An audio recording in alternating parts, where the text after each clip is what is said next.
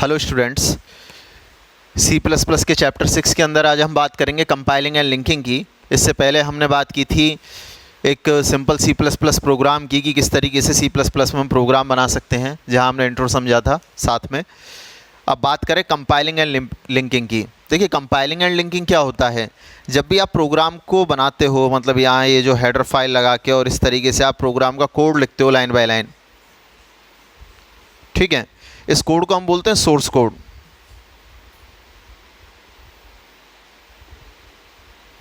ठीक है, ये जो सोर्स कोड होता है वो जनरली लिखा जाता है किसमें, ASCII फॉर्मेट के अंदर,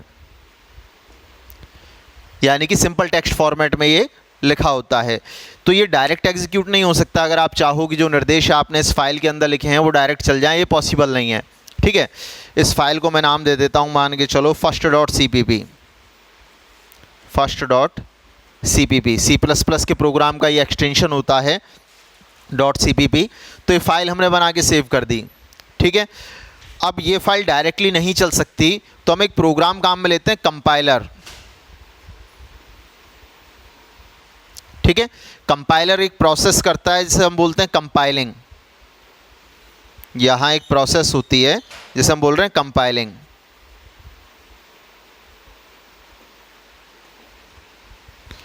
ठीक है, और ये कंपाइलिंग प्रोसेस किसने की है, कंपाइलर ने की है। ठीक है, क्या होता है इस प्रोसेस के अंदर कि जो प्रोग्राम के इंस्ट्रक्शंस हैं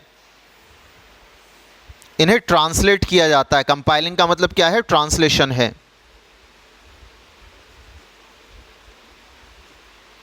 ठीक है, यहां ट्रांसलेशन हो रहा है किन चीजों का, ये सोर्स कोड का। किस में हो रहा है, बाइनरी कोड में, या मैं लिख दूं ऑब्जेक्ट कोड।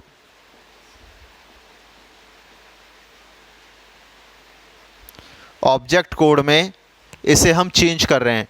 ऑब्जेक्ट कोड का मतलब क्या है, यहाँ बाइनरी कोड, यानी कि आपका प्रोग्राम 0-1 में चेंज हो रहा है मशीनी लैंग्वेज के अंदर।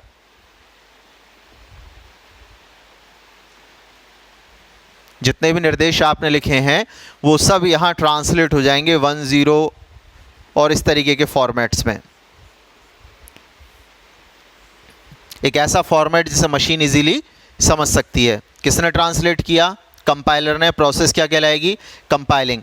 तो जब भी आप प्रोग्राम को रन करना चाहोगे तो सबसे पहली स्टेप यहाँ होगी कंपाइलिंग की, जिसके अंदर हम क्या करेंगे, इस सोर्स कोड का ट्रांसलेशन करेंगे ऑब्जेक्ट कोड में, यानी ASCII कोड की जो लैंग्वेज है, ठीक है, इसे हम चेंज कर रहे हैं किसमें, मशीनी में।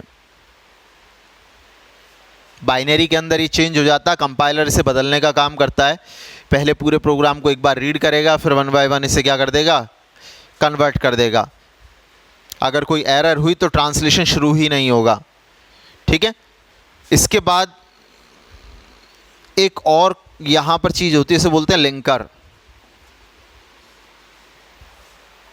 ठीक है, लिंकर भी एक सॉफ्टवेयर होता है, जैसे कंपाइलर एक सॉफ्टवेयर है जिसने कंपाइलिंग की प्रोसेस की, ऐसे लिंकर भी एक सॉफ्टवेयर है जो कि प्रोसेस करता है लिंकिंग की। अब देखो, लिंकिंग है क्या, मशीनी कोड हमारे पास है, यहां तक कोई दिक्कत नहीं। इसके अलावा भी मान के चलो, जैसे प्रोग्राम में आपने एक फाइल जोड़ी iostream.h, या प्रोग्राम की और भी कुछ फाइल्स हैं जो कि ऑब्जेक्ट कोड में चेंज हो चुकी हैं, तो लिंकर एक प्रोसेस, ये लिंकर जो है वो एक प्रोसेस करता है लिंकिंग की, जिसके अंदर आपकी फाइल को एग्जीक्यूटेबल फाइल में बदला जाता है।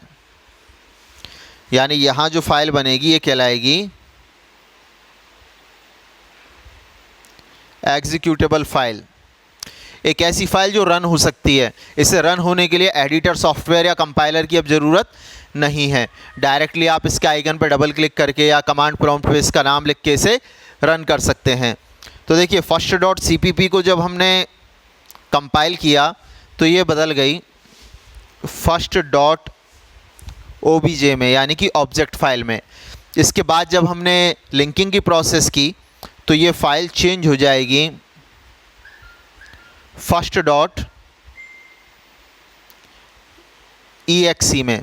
एग्जीक्यूटेबल फाइल इन्हें हम बोलते हैं। जितने भी हमारे कंप्यूटर में सॉफ्टवेयर होते हैं जो रन हो सकते हैं वो सब exe फाइल होते हैं, यानी कि एग्जीक्यूटेबल फाइल। तो देखिए, यहाँ पर क्या किया हमने, कंपाइलिंग एंड लिंकिंग की प्रोसेस के अंदर प्रोग्राम के सोर्स कोड को ऑब्जेक्ट कोड में बदला, जिसे हमने कहा कंपाइलिंग। यानी कि जो हमने निर्देश लिखे थे सामान्य C++ लैंग्वेज के, वो सब आपके चेंज हो गए किसमें, मशीनी कोड में। यहाँ तो C++ लैंग्वेज का कोड था, लेकिन कंपाइलर ने इसे ट्रांसलेट कर दिया है किसमें, मशीनी कोड के अंदर, यानी 0-1 वाली लैंग्वेज के अंदर। लिंकर ने क्या किया है, यहाँ पे लिंकिंग की प्रोसेस की है। ये जितने भी ऑब्जेक्ट कोड थे, इसके अलावा हेडर फाइल के कोड्स थे, उन सबको यहाँ पर इसने क्या किया है, बिल्ड कर दिया है एक फाइल में। सबको कितने में कन्वर्ट कर दिया है, एक फाइल के अंदर लाके इसने कन्वर्ट कर दिया है। कौन सी प्रोसेस है, लिंकिंग की प्रोसेस। और फाइल बन गई है first.exe, जिसे आप इजीली किसी भी कंप्यूटर में कॉपी करके रन कर सकते हो। फिर इसका सोर्स कोड यहाँ नहीं आएगा, इसमें कोई निर्देश लिखे नहीं होंगे, सिर्फ एक आइकन होगा ये छोटा सा, जिस पर आप डबल क्लिक करके इसे चला सकते हो। इतना क्लियर यहाँ पर, ठीक है। तो कंपाइलिंग एंड लिंकिंग की हम बात कर रहे हैं। अब आ जाते हैं सिलेबस के टॉपिक्स पे। ये तो बेसिक कंसेप्ट था कि कंपाइलिंग क्या होती है और लिंकिंग क्या होती है। तो देखिए, अगर आप कंपाइलिंग एंड लिंकिंग करना चाहते हैं तो आपके सिलेबस में 2 जगह यहाँ पर कहा गया है कि कंपाइलिंग एंड लिंकिंग के 2 यहाँ पर हमें टाइप समझने हैं। पहला टाइप यहाँ ये जो है वो है विंडोज़ के अंदर, और दूसरा है लिनक्स के अंदर। 2 ऑपरेटिंग सिस्टम है हमारे पास, Windows OS, Windows operating system, और लिनक्स ओएस। इन दोनों के अंदर कंपाइलिंग एंड लिंकिंग अलग अलग तरीके से होती है, ठीक है। यदि आप प्रोग्राम को विंडोज़ में रन करना चाहते हो तो विंडोज़ के लिए आप काम में लोगे टर्बो C++ एडिटर।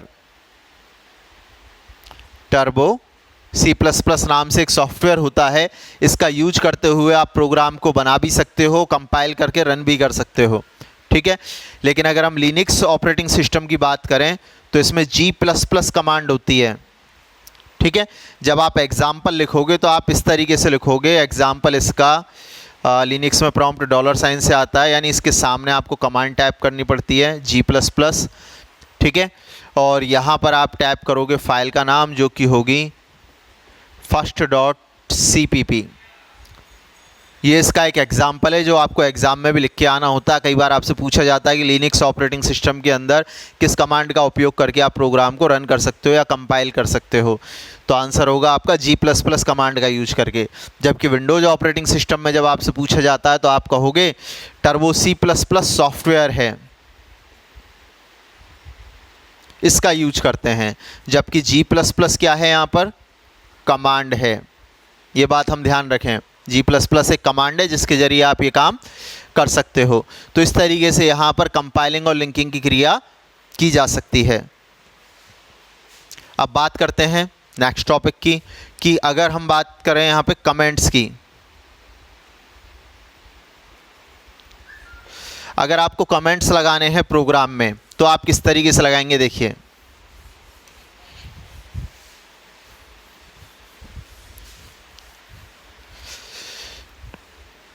साथ में ध्यान रखें कि कंपाइलिंग एंड लिंकिंग में आपके लिए याद करने वाला मैटर सिर्फ इतना है। इससे पहले वाला मैटर केवल समझने के लिए था कि कंपाइलिंग और लिंकिंग होती क्या है। बाकी आपके सिलेबस का पार्ट सिर्फ इतना सा है कि C++ में कंपाइलिंग एंड लिंकिंग विंडोज़ तथा लिनक्स ऑपरेटिंग सिस्टम में अलग अलग की जाती है।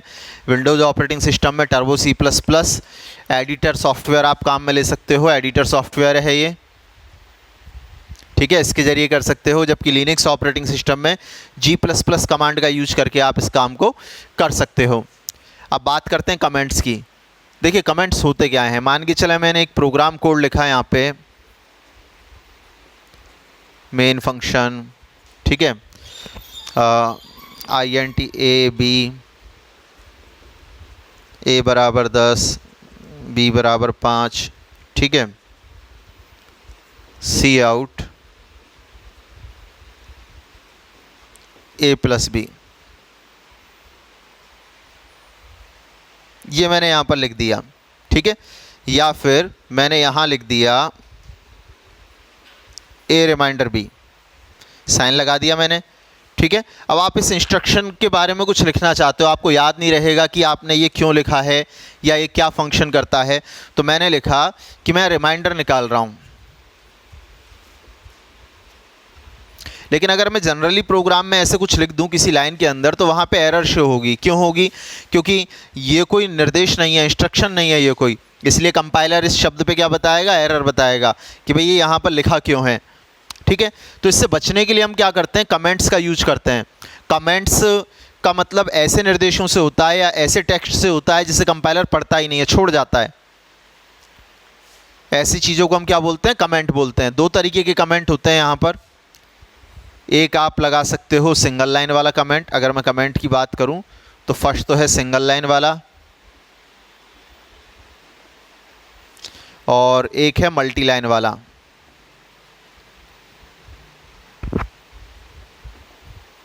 सिंगल लाइन वाला कमेंट इस वाले साइन से स्टार्ट होता है, मल्टी लाइन वाला स्लैश स्टार्ट से स्टार्ट होता है। जहाँ तक लगाना चाहो लगाओ, लास्ट में स्टार स्लैश लगा के क्लोज कर दो। तो फिलहाल मुझे इस रिमाइंडर को कमेंट बनाना है जिससे कि कंपाइलर इस शब्द को ना पढ़े और एरर ना दिखाए। तो मैं इसके आगे क्या करूँगा, डबल स्लैश लगा दूंगा, क्योंकि मुझे सिर्फ एक लाइन को कमेंट बनाना था। ठीक है। अगर मैं चाहता हूँ कि a बराबर 10 और b बराबर 5 जाए नहीं, मतलब a को 10 ना मिले और b को 5 ना मिले, तो मैं इन निर्देशों को भी कमेंट बना सकता हूँ। बस इनके आगे मुझे डबल स्लैश लगाना होगा, कंपाइलर नहीं पड़ेगा। लेकिन अब ये थोड़ी सी मेरी मेहनत बन गई, ज़्यादा हो गई। कैसे हो गई कि मुझे हर लाइन के आगे डबल स्लैश लगाना पड़ेगा, जो कि काफ़ी बेकार काम है। इसके बजाय हम क्या कर सकते हैं, मल्टी लाइन कमेंट का कंसेप्ट यूज कर सकते हैं। ठीक है। आप क्या करो, इस तरीके से स्लैश स्टार लगाओ, जहाँ तक लगाना है वहाँ पे आप इसे बंद कर दो, लास्ट में जाके स्टार स्लैश से। तो यहाँ से यहाँ तक का कंटेंट कंपाइलर रीड नहीं करेगा। तो कहीं भी आप इनका यूज कर सकते हो। पर्पज़ ये होता है किसी इंस्ट्रक्शन से संबंधित कोई इन्फॉर्मेशन लिखने के लिए हम इसे काम में लेते हैं। इसके अलावा अगर आप किसी इंस्ट्रक्शन को रन होने से रोकना चाहो तो भी आप उसे कमेंट में कन्वर्ट कर सकते हो। ठीक है। कंपाइलर उसे रीड नहीं करेगा, रीड नहीं करेगा मतलब वो निर्देश एग्जीक्यूट नहीं होगा। तो यहाँ इस तरीके से दो प्रकार के कमेंट होते हैं C++ में, सिंगल लाइन कमेंट और multi line comment. Single line comment double slash से स्टार्ट होता है, जबकि multi line comment slash star से स्टार्ट होके स्टार स्लैश पर फिनिश होता है। तो आज के लेक्चर में हम इतना ही कवर करेंगे। इसके बाद वाले लेक्चर में आगे के कंटेंट हम स्टडी करेंगे।